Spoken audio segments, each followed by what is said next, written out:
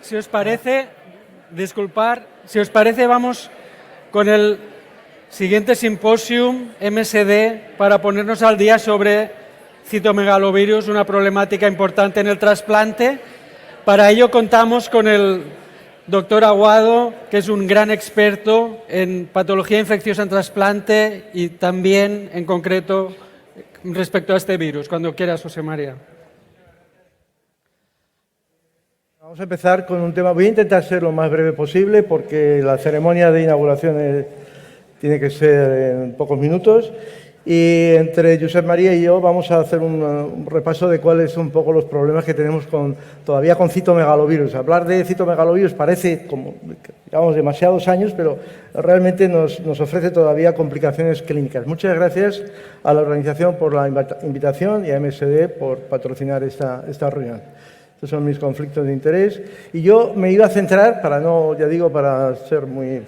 focalizarme en los problemas, yo creo que tenemos todavía 3 problemas con citomegalovirus, que son que la profilaxis que tenemos es muy adecuada en general, pero tiene limitaciones, que me gustaría resaltar el papel de algo que siempre hablamos, que es la respuesta inmune y hasta qué punto llevamos hablando años, pero no acabamos de aplicarla, o sea, en la ayuda al control de la infección y la enfermedad por CMV, y luego de la refractariedad de la infección por CMV también. La profilaxis, este es un esquema que todos conocéis. Las dos formas ya, digamos que uno ya está aburrido un poco de hablar si es mejor la profilaxis universal o la terapia anticipada. Lo mejor siempre sería tener una vacuna que no tener este virus dando problemas. Mientras esto no sea posible, en mi opinión, en general siempre es mejor la profilaxis universal, pero bueno, ha habido mucho debate sobre todo esto. En general en la literatura ha ganado, por decirlo así, ¿no? Como si fuera un concurso, la profilaxis, porque, entre otras cosas, es mucho más cómoda para el paciente, pero recientemente aparece este trabajo de Nina Singh, de Pittsburgh, que seguro conocéis, es en trasplante de hígado, donde se compara, la verdad es que es un estudio muy serio, comparando Preventive con profilaxis, pero os he señalado ahí un cuadrito haciendo la Preventive, de manera que exigía una PCR al menos semanal. Es decir, tienes que llevar al paciente una vez acabado o dado de alta, el paciente tendría que ser seguido de manera semanal. Y los resultados de ese trabajo es que la enfermedad por CMV es menor en los pacientes que reciben terapia anticipada que los que reciben profilaxis universal. La verdad es que en una limitación estadística, o sea, muy al límite, digamos, de la significación estadística y sobre todo con un enorme esfuerzo, entiendo yo, en hacer la terapia anticipada, ¿no?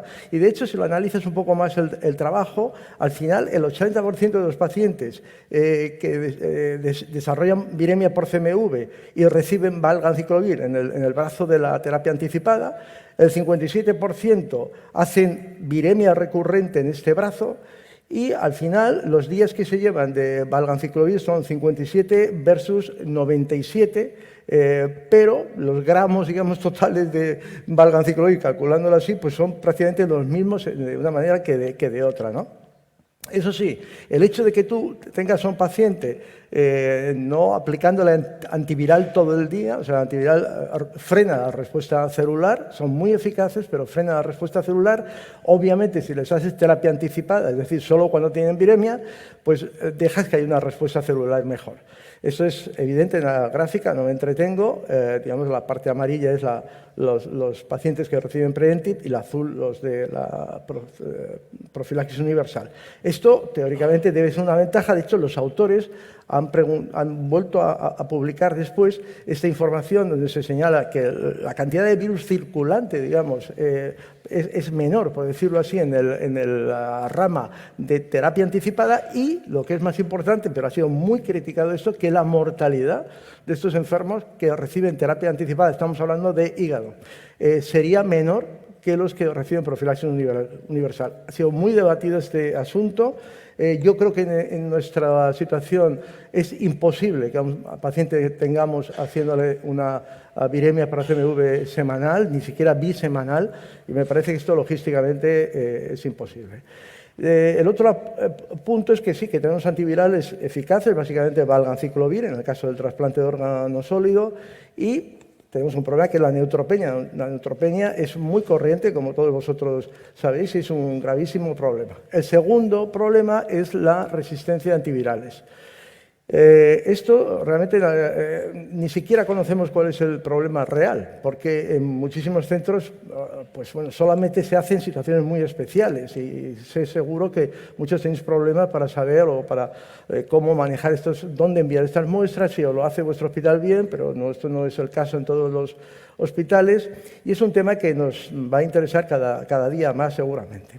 En resumen, tenemos dos fármacos nuevos que todos conocéis, letermovir. Letermovir es una molécula no nucleósido que inhibe, como sabéis, la parte final ya, digamos, de la terminasa, que es, digamos, el encapsulamiento ya del DNA del virus dentro de la estructura global del virus, la parte final, que tiene una enorme, muy adecuada biodisponibilidad, que es sustrato de algunas citocromos y glucoproteínas, etcétera, y hay que tener algún pequeño detalle en la interferencia que pueda tener, por ejemplo, con ciclosporina, que se aconseja cuidar especialmente los niveles tanto de tacro como ciclosporina y de sirolimus también, y que podría tener alguna interferencia con voriconazol, pero fármaco muy seguro que los que vemos trasplante de órgano sólido y trasplante hematológico, pues realmente le estamos cogiendo mucha confianza porque realmente no está dando problemas. De hecho, en el trasplante hematopoyético nos ha cambiado la vida.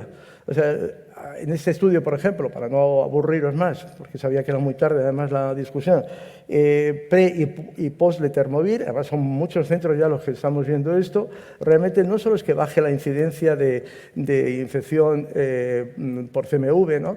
Que baja el consumo también de antivirales, ¿no? Y lo más importante es que está bajando la mortalidad de los pacientes.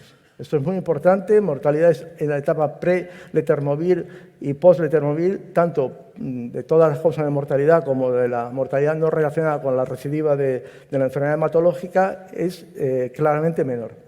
Un fármaco que entiendo va a cambiar la vida también en el trasplante renal y del que luego el doctor Cruzado pues, nos indicará los ensayos que se han hecho hasta este momento.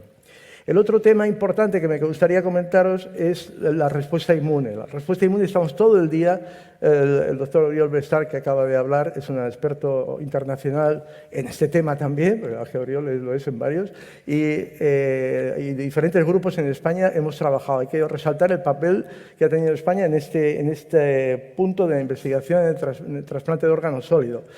Hemos superado esta clasificación clásica, o creo que tenemos que superarla, que es la de donante positivo. Esto no es que no sea útil, esto por supuesto es la base de todo en cuanto a riesgo de enfermedad, infección por citomegalovirus, pero vamos un poco más allá y gracias a la respuesta celular que se puede hacer con test comerciales, como sabéis, básicamente con el ISPOT o con Quantiferon, pues la opinión, ahora comentaré, de la SED y de la Sociedad Española de Enfermedades Infecciosas con el grupo GESITRA a través de un documento de consenso que acabamos de enviar a publicar y que hemos coordinado el doctor Julián Torres Cisneros, que está por aquí, y yo mismo, pues hemos de una manera decidida apoyado, tanto esta sociedad como la nuestra, el uso en el futuro de estas medidas de control de inmunidad celular, que pueden ser útiles tanto en diferentes momentos.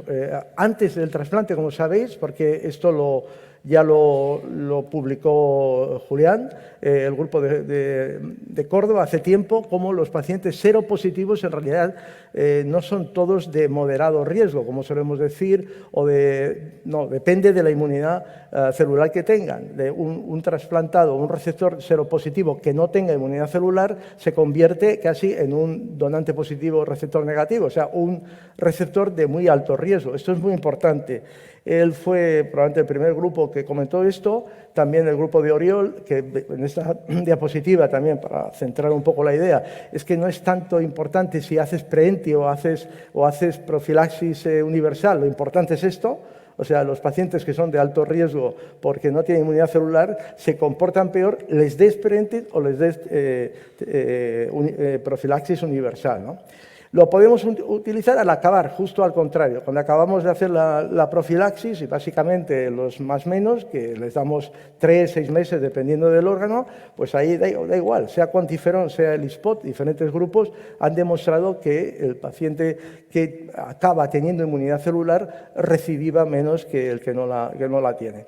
La propia duración de la profilaxis se puede ver, de nuevo un trabajo del grupo de Córdoba, el trabajo Timoval, en pacientes que reciben ATG, muy importante. Estamos acostumbrados a dar una duración que a veces no sabemos ni de dónde salen estas indicaciones, de 3 meses, por ejemplo, de valganciclovir, pero ellos han demostrado que esto se podría reducir si tú monitorizas la respuesta celular.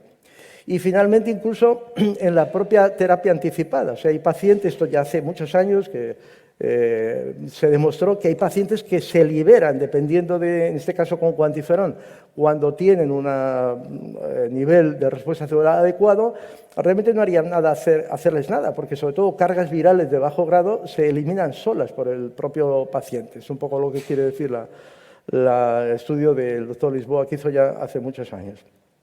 Entonces, estas guías, que luego si queréis, si da tiempo, me temo que vamos un poco apresurados y lo siento, si da tiempo, hemos incorporado, es que por primera vez hacemos una clasificación de manejo de nuestros enfermos basados en lo que tenemos hasta ahora, que es la viremia, en fin, y hemos añadido ahí en el cuadro rojo unas modificaciones potenciales de nuestras actuaciones si tenemos la posibilidad, que yo creo que cada centro eso debe ser implantado en el futuro, de hacer monitorización de la respuesta inmune.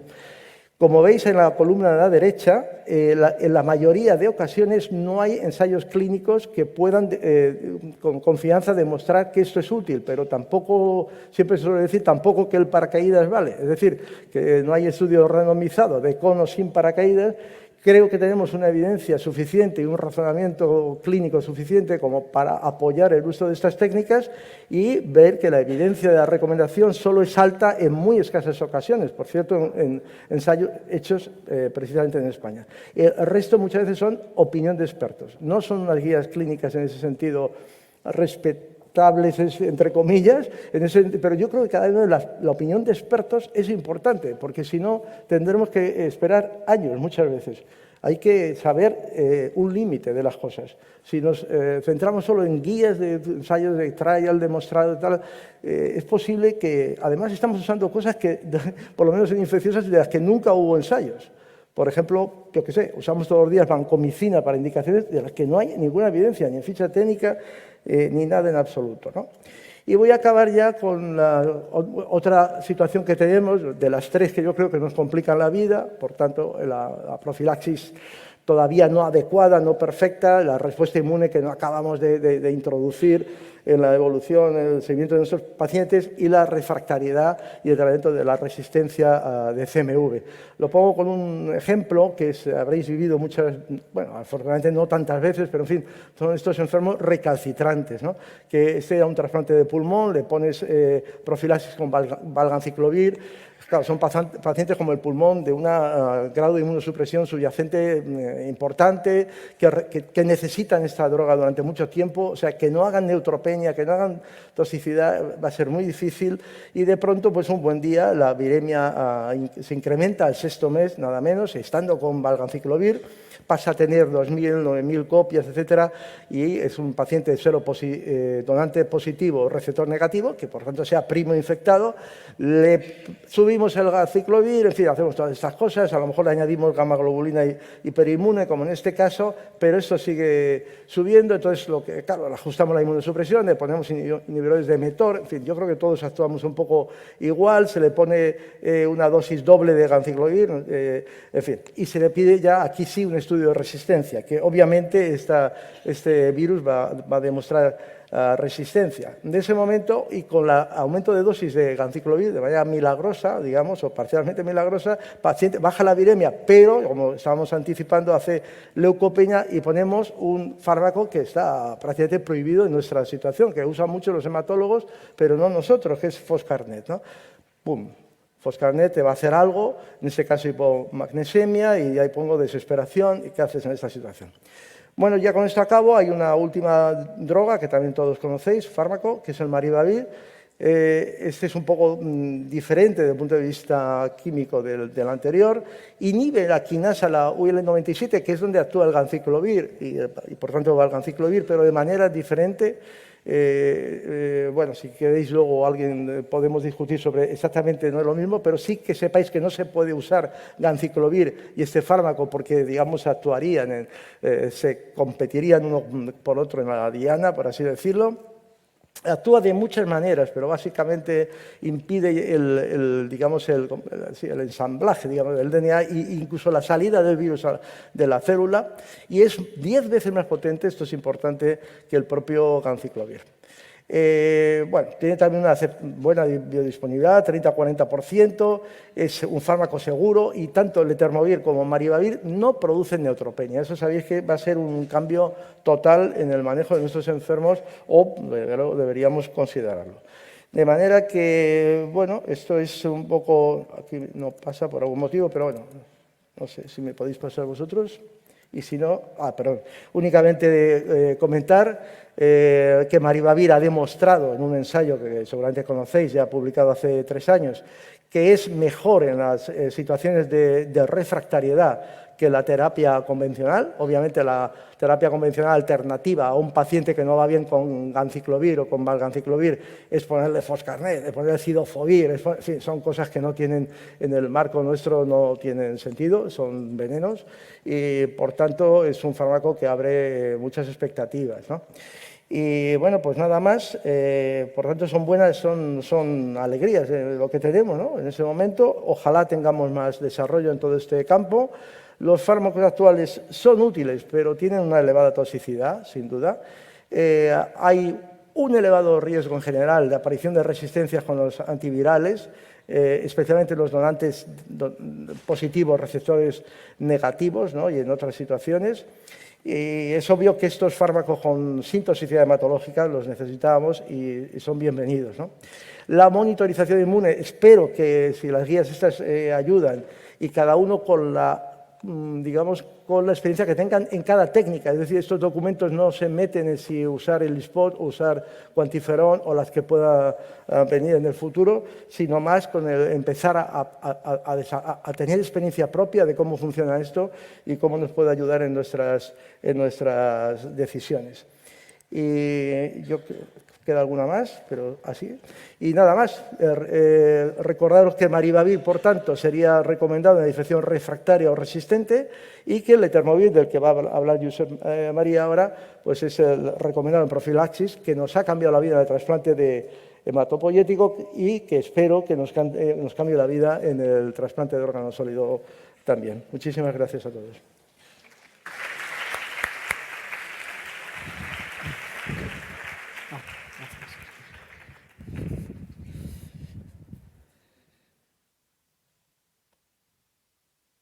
Bueno, muchas gracias.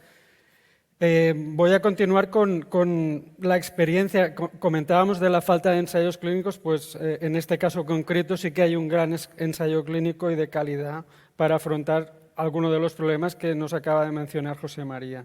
Recordar lo que él ha comentado, es decir, a pesar de las bondades que pueda tener la estrategia preemptive, todavía las guías continúan recomendando la profilaxis, especialmente en la situación donante positivo receptor negativo. Como él muy bien ha mencionado también, pues existe una problemática con la terapia con valganciclovir, que es lo que utilizamos en la práctica clínica habitual. Y esta problemática viene muy relacionada con su toxicidad hematológica y las reacciones que esto provoca en nuestra práctica clínica, ya sea la reducción o suspensión de micofenolato y, por tanto, de la carga inmunosupresora, como también del propio ajuste del propio fármaco antiviral. En este sentido, él también ha mencionado, y lo voy a pasar muy rápido, el mecanismo de acción. Es un mecanismo de acción que es novedoso, que tiene algunas ventajas, pero también algunas limitaciones, como comentaremos después, y es la posibilidad de desarrollar con cierta facilidad algún tipo de problemática de fracaso o de resistencia, ¿no? Había experiencias previas, es decir, por tanto, estábamos en una situación, se utilizaba letermovir en trasplante de médula ósea, no había toxicidad hematológica, pues vamos a intentar pasarlo a la práctica clínica en la situación del trasplante renal, en aquellos casos donde la profilaxis con valganciclovir provoca problemas. Pues este primer estudio ya mostró que probablemente el uso como alternativa del Etermovir inducía una serie de ventajas, sobre todo en el manejo de micofenolato y en la toxicidad que la terapia con valganciclovir provocaba en los pacientes. He preparado esta tabla un poco para resumir aquellos aspectos que creo que son importantes para recordar, y es que, a diferencia de lo que ocurre con valganciclovir, en el caso del Etermovir no es necesario el ajuste por función renal, y esto es una ventaja muy grande, porque todos sabemos o somos conscientes de las dificultades que provoca la mejoría, por ejemplo, de la función renal, y uno tiene que acordarse continuamente de modificar la dosis de acuerdo con esa mejoría. Una problemática podría ser la interacción con el citocromo P450. Esta interacción es relativamente baja y especialmente solo en el caso, o más llamativa en el caso de ciclosporina, y aquí sí que se recomienda ir con mucho cuidado, pero a día de hoy ciclosporina no es el anticalcinurínico principal en nuestros pacientes. Otra problemática que puede existir con el uso del Etermovir es que no toca los virus del herpes, con lo cual vamos a necesitar, si es necesario, un antiviral de tipo aciclovir acompañando a la profilaxis, ¿no? Y luego lo que comentaba antes, es decir, que realmente tiene una baja barrera de resistencia, y esto puede ser algún tipo de problema, por ejemplo, si lo utilizamos como tratamiento y no como profilaxis. Por tanto, el racional para utilizar el Etermovir en profilaxis en lugar de tratamiento es por esto, es decir, porque tiene, por un lado, esta baja resistencia, baja barrera de resistencia, luego también tiene poca penetrancia en el ojo y en el sistema nervioso central, es a favor que no tiene mielotoxicidad y que no se necesita ajuste por función renal, y luego los contras hemos visto que es la interacción con los inhibidores de calcinurina principalmente, y que luego que no tiene esta actividad contra el virus del herpes. Pues con todo esto, nosotros tuvimos la oportunidad de participar en este ensayo clínico de MSD, donde se testaba aquí sí, cara a cara, versus valganciclovir en población de muy alto riesgo de infección por citomegalovirus, que serían aquellos pacientes donde el donante es positivo, receptor negativo.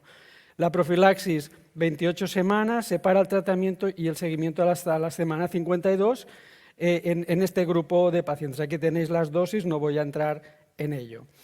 El objetivo primario era un estudio de no inferioridad, y por tanto pues, se buscaba demostrar que no había más problemática relacionada con la infección con citomegalovirus. Aquí tenéis cuál era el objetivo principal. Y luego había toda una serie de objetivos secundarios, como era la presencia de enfermedad a las 28 semanas, es decir, durante la profilaxis o habiendo acabado ya la profilaxis hasta la semana 52.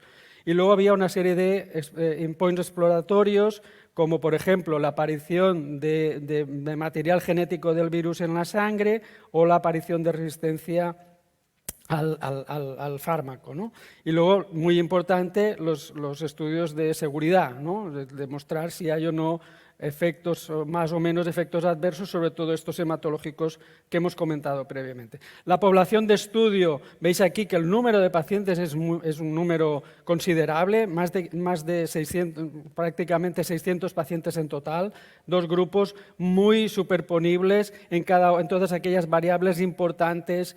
Por tanto, eran dos grupos muy bien balanceados desde el punto de vista de características demográficas, de inmunosupresión, etc. Vamos ya a pasar a la parte de resultados, es decir, estamos comparando una situación, un fármaco versus el otro. Es cierto que en el caso del estudio doble ciego, es cierto que en el caso del Etermovir además lleva aciclovir la población, que no era el caso del valganciclovir, ¿no? Veis aquí cuál es el endpoint primario de infección por citomegalovirus, 10%, 11%, por tanto se cumple el criterio.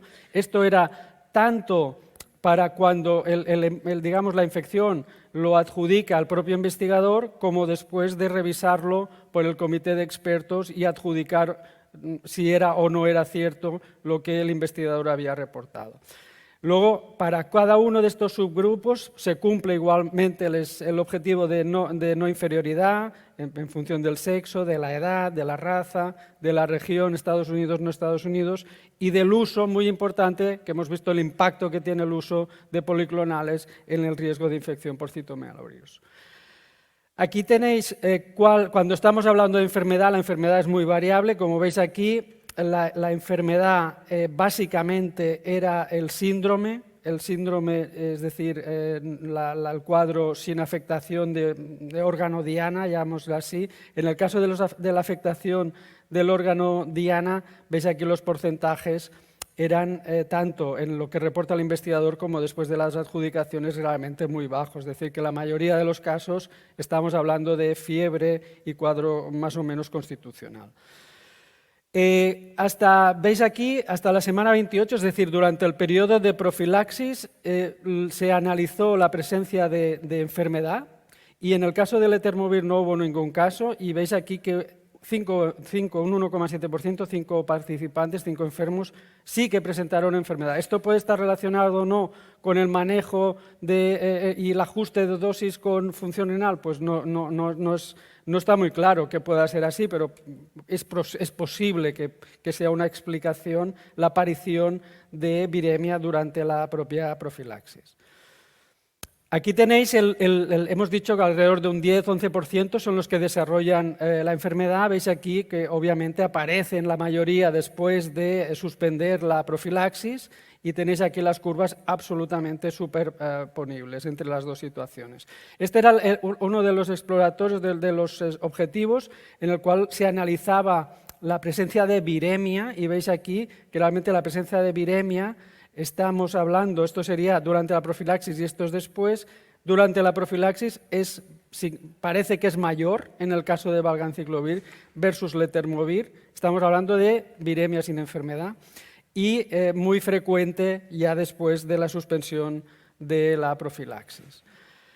Aquí, curiosamente, y viendo un poco lo que habíamos comentado antes, se analizaron las resistencias en un subgrupo de pacientes y veis que en el caso del Etermovir dado en profilaxis, en ningún caso se detectaron resistencias relacionadas con el mecanismo de acción del fármaco y en el caso de valganciclovir hasta un 12% se pudieron detectar estas diferencias.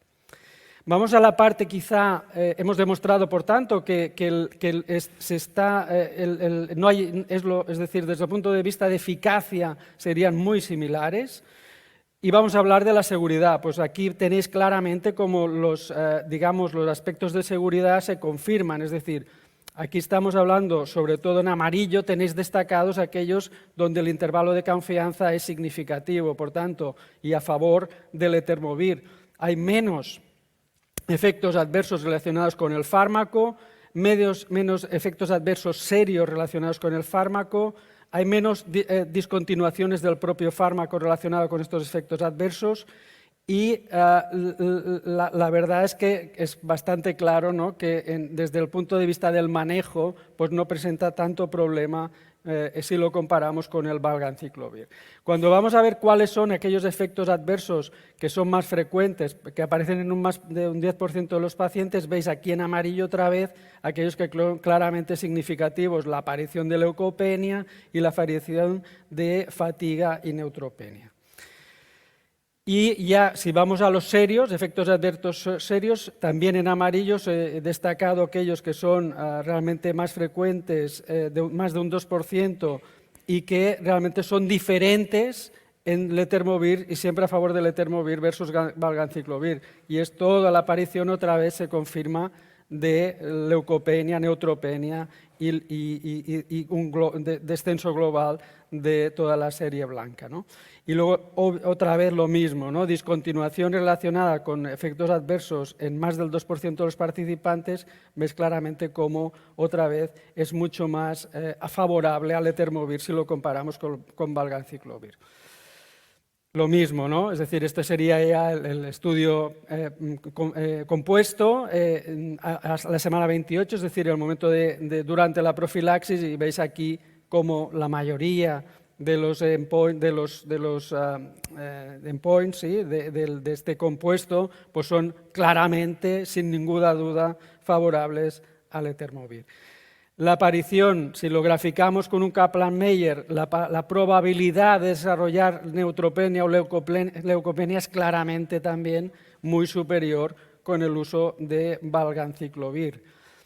Y aquí tenéis también pues, lo que sería el porcentaje de pacientes que tienen la leucopenia o neutropenia durante el periodo de profilaxis y la relación que esto pueda tener o no. Esto fue una de las cuestiones que surgieron cuando se presentó el estudio, y es si realmente la función renal era distinta entre los dos grupos de tratamiento. Y aquí veis claramente cómo primero, no hay una clara relación entre la función renal y el riesgo de aparecer esta alteración de la hematología, y luego incluso se analizó las curvas de función renal tanto en números absolutos como, digamos, en aquellos casos, ¿no?, de que dividiendo el paciente en función de si el filtrado era normal o no, entendiendo como normal mayor de 60, realmente pues no hay diferencias entre ninguno de los grupos. Otros aspectos a destacar, y que es importante, estamos hablando de trasplante renal, rechazo. Pues el rechazo realmente fue muy bajo en los dos grupos de tratamiento. Tenéis aquí 8% versus 6,7%, y en el caso del Letermovir veis que la mayoría de los rechazos, como era de esperar, aparecen durante el periodo inicial de la profilaxis y no después de la profilaxis, como es bastante lógico, aunque uno podría esperar que después de la profilaxis la propia infección o la propia aparición de DNA relacionado con la infección viral podría favorecer, ¿no?, la distribución del rechazo. Por tanto, así como resumen y ya acabando lo que sería la presentación, vemos que claramente en cuanto a eficacia no hay diferencias, es decir, se confirma que es igual de eficaz, y claramente en cuanto a efectos adversos se confirma que es mejor el Letermovir si lo comparamos con valganciclovir. Es cierto que este estudio tiene limitaciones, es decir, estamos hablando de un seguimiento corto, estamos un año, no es un gran seguimiento, sabemos la problemática de estos pacientes con este alto riesgo y la infección tardía, y por tanto esto será una de las preguntas que se podrá contestar en un futuro. Y luego también que no hay claramente en este estudio una valoración de los costes, ¿no? Es decir, cuánto cuesta cada una de las alternativas en la práctica clínica real. Por tanto, como resumen, diríamos que el Letermovir no es inferior a valganciclovir para la prevención de la infección por citomegalovirus en esta población concreta de muy alto riesgo, donante positivo, receptor negativo, y que su uso se asocia a menos leucopenia y neutropenia. Y por tanto, es una conclusión que me he atrevido a copiar, ¿no?, a mostraros aquí a través de de este comentario acerca de este estudio que está publicado en Transplantation por una gran experta en el mundo de la infección en trasplante, que es la doctora Cotton, donde realmente lo que acaba concluyendo es que este estudio, que es un estudio de muy alta calidad por su diseño, demuestra claramente que el Letermovir es una alternativa apropiada al valganciclovir para la prevención de la infección por citomegalovirus en aquellos pacientes que son seronegativos y que reciben un órgano positivo. Muchas gracias por su atención. Y no sé, yo creo, José María, que tenemos tiempo para una pregunta, ¿no? Un poco nos hemos ceñido estrictamente al tiempo, ¿verdad? Sí.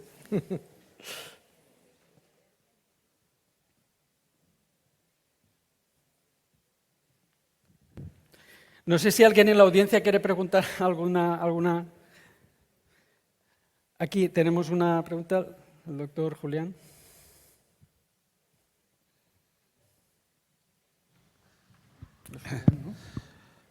Muy buenas, gracias a ambos José Marías, ¿no?, por vuestras charlas. Y mi pregunta es, ¿cuál es vuestra opinión sobre el uso del Letermovir fuera del ámbito del trasplante renal? Sabemos que el ensayo clínico está hecho en trasplante renal, Probablemente no vamos a tener ensayos clínicos en otros trasplantes. Por lo menos yo no conozco que estén diseñados o en marcha. Entonces, ¿esto abre el uso del Etermovir solo en trasplante renal o también es extensible a otro tipo de trasplante de órganos sólidos? Y, en segundo lugar, ¿en qué otras situaciones que no sean donantes positivos, receptores negativos, creéis vosotros que podría estar indicado este fármaco? Bueno, efectivamente, el ensayo se hace solo en trasplante renal. La experiencia en la vida real en otros trasplantes ya de publicaciones es bastante numerosa, especialmente trasplante de pulmón. Es uno de los trasplantes con más problemas para manejo de CMV. También en trasplante cardíaco y en trasplante hepático hay publicaciones de todo tipo. A mí me parece que la gran ventaja a igualdad con valganciclovir es, como tú has resaltado, la ausencia de toxicidad. Y de hecho, como sabes, Julián, en las guías finalmente se ha recomendado que se use el Etermovir en los pacientes en profilaxis en cualquier órgano, sin la evidencia que tiene el riñón de un ensayo clínico, pero en cualquier órgano si el paciente presenta neutropenia, ¿no? Entonces, a mí me parece esto sensato y lógico, ¿no? No tiene por qué no ocurrir lo que ocurre en el riñón en otro tipo de órgano. En cuanto al tipo de paciente, otra vez igual, únicamente estamos hablando de pacientes de alto riesgo, pero por el mismo motivo no veo, y en general las personas que participamos en este documento de consenso, no veíamos motivo para no poderlo usar igualmente en un paciente seropositivo que desarrolla durante la profilaxis neutropenia. De manera que yo creo que es un fármaco, y yo os puedo decir por la experiencia así ya del hospital, e insisto, en paciente hematopoyético, que es un fármaco realmente muy seguro. Había una sensación de riesgo por este bajo, digamos, nivel de posibilidad de desarrollo de resistencia. Esto no se está confirmando, afortunadamente. Sí que hay resistencias, por supuesto, están descritas, los grupos españoles, además de los primeros, en el grupo del Clínic de Barcelona también. Bueno, sí que lo hay. Este porcentaje es relativamente bajo en este momento, y este miedo que teníamos siempre que se use el fármaco con unos niveles de viremia no elevados. O sea, hay que insistir en que el fármaco no se debe usar en el tratamiento inicial de una enfermedad por CMV, ¿no? o con grados de viremia elevados, ¿no?